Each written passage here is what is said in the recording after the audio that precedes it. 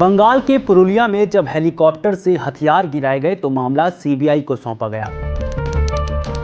नोएडा में जब आरुषि हत्याकांड हुआ तो भी मामला सीबीआई को सौंपा गया। गुरुग्राम में जब रेयान इंटरनेशनल स्कूल में सेकंड क्लास के बच्चे की हत्या कर दी गई तब भी मामला सीबीआई को सौंपा गया। प्रतापगढ़ में जब डीएसपी की हत्या हुई तब भी मामला सीबीआई को सौंपा गया। ताज़ा उदाहरण ही ले लीजिए, जब कोलकाता में आरजीकर अस्पताल में एक महिला के साथ रेप हुआ तब भी मामला सीबीआई को ही सौंपा गया। कहने का अर्थ यह है कि मामला चाहे क्राइम का हो या करप्शन का, आम आदमी से जुड़ा हो या फिर वीआईपी से, उत्तर से लेकर दक्षिण तक और पूर्व से लेकर पश्चिम तक, मामले की जांच सीबीआई को ही सौंपी जाती है। सवाल है क्यों? आखिर सीबीआई ऐसा क्या करती है जो राज्य की पुलिस नहीं कर सकती? सीबीआई को ऐसे क्या अधिकार हैं जो राज्य की पुलिस को नहीं है? आज के इस वीडियो में हम आपको बताएंगे कि सीबीआई क्या है, इसकी जरूरत कब होती है और क्यों होती है। ये भी बताएंगे कि सीबीआई कैसे और कब बनी। यानी आज के इस हल्का फुल्का ज्ञान से भरे वीडियो में आपको सीबीआई के बारे में ए से लेकर जेड तक सारी बातें बताएंगे। नमस्कार, मेरा नाम है रविशंकर और आप देख रहे हैं खबर गांव।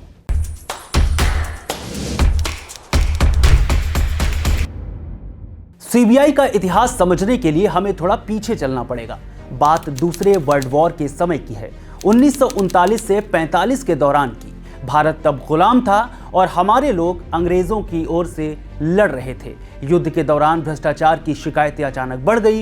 युद्ध के लिए इस्तेमाल होने वाले रसद और साजो सामान में चोरी की शिकायतें आने लगी। शुरुआत में सिविल पुलिस की मदद ली गई, लेकिन ये समस्या खत्म नहीं हुई। तब अंग्रेजों ने इस समस्या से निपटने के लिए एक स्पेशल पुलिस एजेंसी बनाने का फैसला किया। 1941 में स्पेशल पुलिस एस्टेब्लिशमेंट यानी एसपीई की स्थापना की गई। 1942 के आखिर तक एसपीई की कार्यक्षेत्र का दायरा रेलवे में होने वाले भ्रष्टाचार के मामलों तक बढ़ा दिया गया, क्योंकि रेलवे की युद्ध के सामानों के ट्रांसपोर्टेशन और सप्लाई में महत्वपूर्ण भूमिका थी। 1945 में युद्ध खत्म हो गया, लेकिन एसपीई अब व्यवस्था का जरूरी हिस्सा बन चुका था। ऐसे में 1946 में दिल्ली विशेष पुलिस स्थापना अधिनियम यानी Delhi police special establishment act लागू किया गया। इस कानून ने एसपीई की देखरेख गृह विभाग को सौंप दी और इसके काम को कभी सरकारी विभागों तक बढ़ा दिया। 1947 में देश आजाद हो गया। 1963 तक ऐसे ही चलता रहा। 1 अप्रैल 1963 को गृह मंत्रालय ने स्पेशल पुलिस एस्टेब्लिशमेंट का नाम बदलकर सेंट्रल ब्यूरो ऑफ इन्वेस्टिगेशन यानी सीबीआई कर दिया। हालांकि सीबीआई आज भी 1946 में बने दिल्ली विशेष पुलिस स्पेशल एस्टेब्लिशमेंट एक्ट के अंतर्गत ही काम करती है। शुरुआत में सीबीआई की 2 शाखाएं थीं, पहली सामान्य अपराध शाखा और दूसरी आर्थिक अपराध शाखा। सामान्य अपराध शाखा सरकारी कर्मचारियों के रिश्वतखोरी या भ्रष्टाचार में शामिल होने के मामलों की जांच करती थी, जबकि आर्थिक अपराध शाखा आर्थिक और राजकोषीय नियमों के उल्लंघन के मामलों की जांच करती थी। बाद में हत्या, अपहरण, हाईजैकिंग, आतंकी गतिविधियों, बैंक फ्रॉड जैसे अपराध की जांच भी सीबीआई को सौंप दी गई। 80 का दशक आते आते चर्चित घटनाओं की जांच सीबीआई को देने की मांग जोर पकड़ने लगी थी। लोकल पुलिस की जांच में लचर रवैये और भरोसे की कमी की वजह से पीड़ित सीबीआई जांच के लिए कोर्ट का दरवाजा खटखटाने लगे।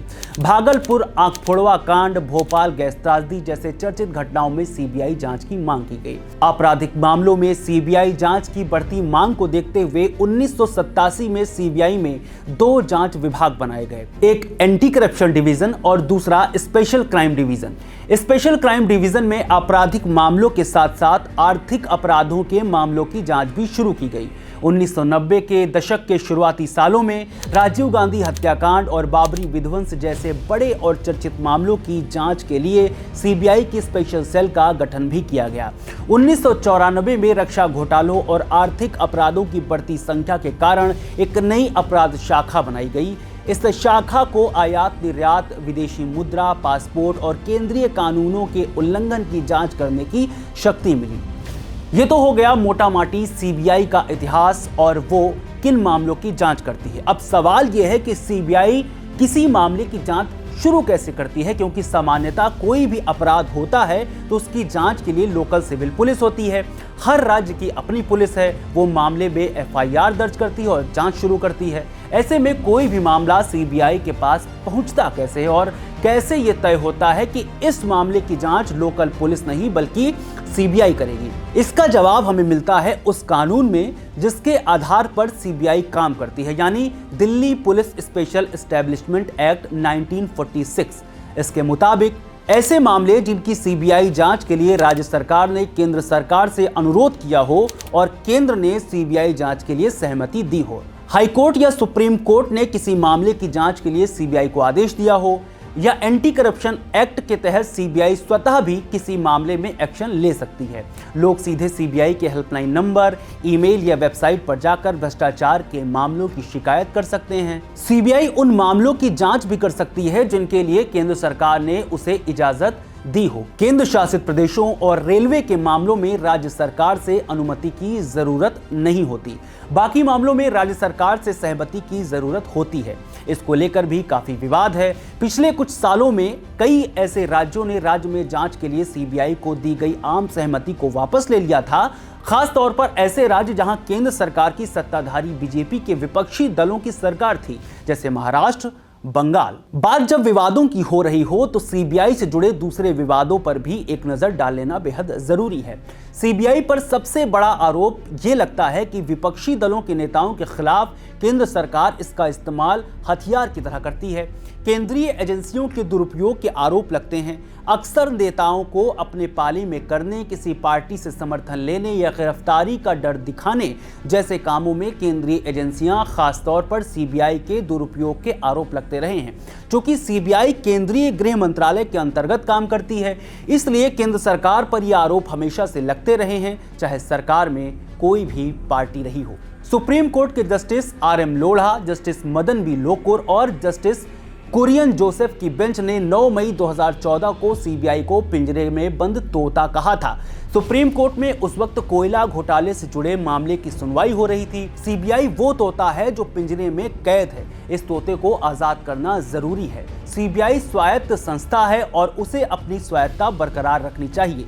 सीबीआई को एक तोते की तरह अपने मास्टर की बातें नहीं दोहरानी चाहिए। केंद्र सरकार के हिसाब से काम करने के अलावा दूसरा जो आरोप सीबीआई पर लगता है वो है लेट लतीफी का, जिसे आप ऐसे समझ सकते हैं। साल 2 सितंबर 2024 के दिन द हिंदू में छपी एक रिपोर्ट के हिसाब से केंद्रीय सतर्कता आयोग यानी सीवीसी ने डेटा जारी किया था, जिसके हिसाब से सीबीआई द्वारा जांचे गए भ्रष्टाचार के मामले कई अदालतों में लंबित हैं, जिनमें से 361 मामले 20 साल से ज्यादा से लंबित हैं। इसके अलावा भ्रष्टाचार के 658 मामले सीबीआई जांच के लिए लंबित हैं, जिनमें से 48 मामले 5 से ज्यादा से लंबित हैं।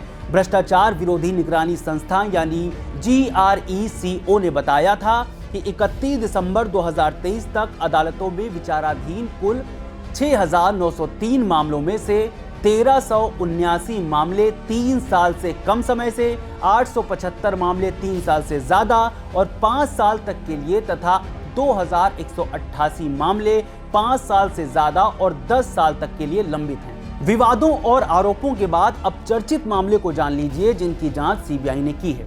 10 अगस्त 1986 में हुआ जनरल अरुण कुमार वैद्य मर्डर केस, 1995 में बंगाल के पुरुलिया में आर्म्स ड्रॉप केस, 2 जनवरी 1975 में हुआ L N Mishra bomb blast case, 1992 का चर्चित हर्षद मेहता केस, दिल्ली से सटे नोएडा में हुआ आरुषि हत्याकांड, नोएडा का ही दिल दहला देने वाला निठारी हत्याकांड जैसे मामले सीबीआई ने ही जांचे हैं। इसके अलावा सीबीआई ने कई बड़े राजनेताओं के खिलाफ भी आपराधिक मामले चलाए हैं, जिसमें सबसे चर्चित रहा है बिहार के पूर्व मुख्यमंत्री लालू प्रसाद यादव का चारा घोटाला और रेलवे में नौकरी के बदले जमीन घोटाला। आखिर में बात काम की। आपको अगर सीबीआई से जुड़ना है तो क्या करना होगा? सीबीआई उप निरीक्षकों की भर्ती कर्मचारी चयन आयोग यानी एसएससी के जरिए करती है।